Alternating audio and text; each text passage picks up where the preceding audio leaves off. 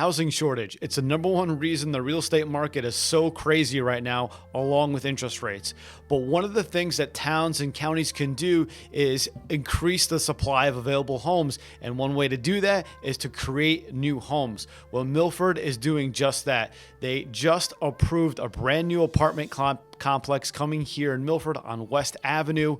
We're going to take a look at this Milford Orange Times article. We review how many units it got approved for, what the parking situation is going to be, and what we think is going to happen to help increase the supply of homes. Hey guys, I'm Justin DeCrosta, and if you find any value in this video, please like it, subscribe to our channel, and hit that notification bell so you get all of our upcoming videos on the local Milford market here, as long as some national real estate stories as well.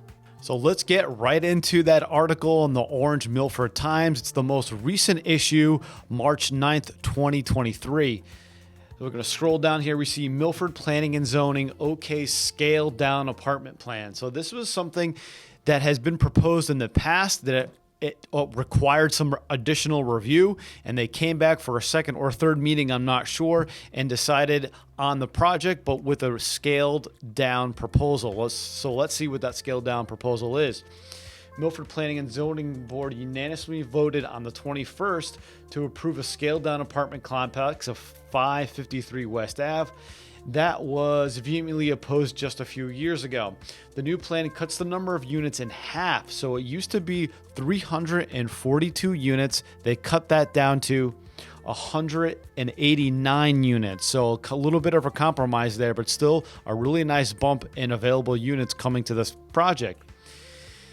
It does the same number of parking spaces, beginning those from 503 to 261. So a big decrease in the price from the parking spaces from 500 down to just over 231.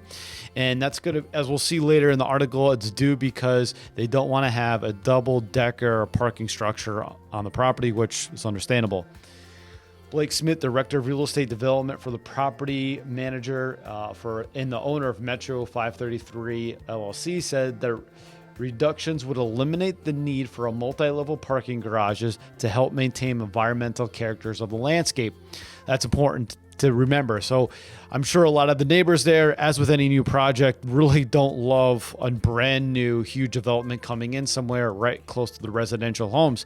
Especially not going to like it if there's double deck or a multi-level parking that's going to block some of the nice landscaping scenery that they have. So that was something that seemed like to be a compromise, and understandably so. The plan already had sign-offs from inland wetlands, which is very important. We'll bring up the map right here as well. You'll see here, here's the property with this red lining around the property. And you'll see as you get a little bit closer, obviously these are streams and little lakes that are clearly watermarked, but so is all this blue area right here is all inlands and wetlands. And if you're not familiar, you have to keep the environmental integrity of those areas. You can't build on those. So that's what they're referencing when they talk about that. Well, the complex will include significant affordable housing component. Now, this is going to be a very interesting part because remember, Milford has a temporary moratorium on affordable housing. So let's read on. With 30% of the units set aside for people earning up to 80% of the area's median income. So that's a nice chunk. 80% are going to be available to low-income housing. Developments of this include an affordable housing component are often able to skirt other local zoning requirements as long as it does not pose dangers to things like health or safety. Chris Smith, the lawyer for the developers, explained that although Milford is currently under a temporary moratorium for affordable requirements, so we just talked about that, there have been for a past couple of years now a temporary hold on those affordable units because in the years past there had been a lot popping up, especially in the last 5 or 6 years, at an increased rate. The original form of this project had been approved in 2017 prior to the moratorium. So the moratorium happened in 2017. This project for, let's remember, 342 units was approved prior to that. So along with some negotiation going on between the town, the developer, and the the residents residing around that area, you also have to factor in that there was a moratorium passed in the in-between. So that added to the scaled down units available, also with the parking as well.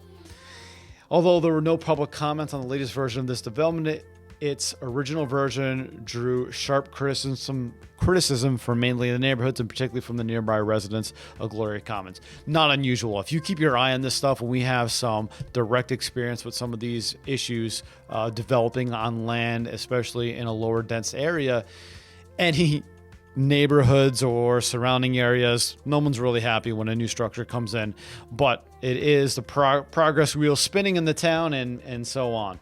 The residents had raised concerns about environmental impact and traffic problems, as well as proximity to Iroquois National Gas pipeline that runs through the property. Planning and zoning said these concerns have not swayed them, and thus approval on the job. So, as we talked about at the top of the video, one of the biggest issues that's plaguing housing is unavailable units and lack of sales. So this is going to be adding 189 units to the town of Milford, along with 10% held back for affordable housing. So it covers two things. Obviously, we're going to get some increased housing opportunities here for some people. Plus, it's going to bring in another portion of the low-income housing component to the project as well, which is great because, as we stated and read in the article here, there's been a moratorium hold on those type of projects. So it doesn't list when these project is going to begin construction and when it's going to become available. Again, we'll look, this is West Avenue right over here. This is the proposed proposed lot area for these, just past the highway that runs right over here, just off of it. So we don't know when these are going to be, at least I don't know. We don't know when these are going to be completed, but it's something to keep an eye out as we move forward here and see, and hopefully add to the housing shortage, especially here in Milford. And again, it's going to have an opportunity for some low-income people to move right into some brand new units here in Milford. All good things, in my opinion, for the town.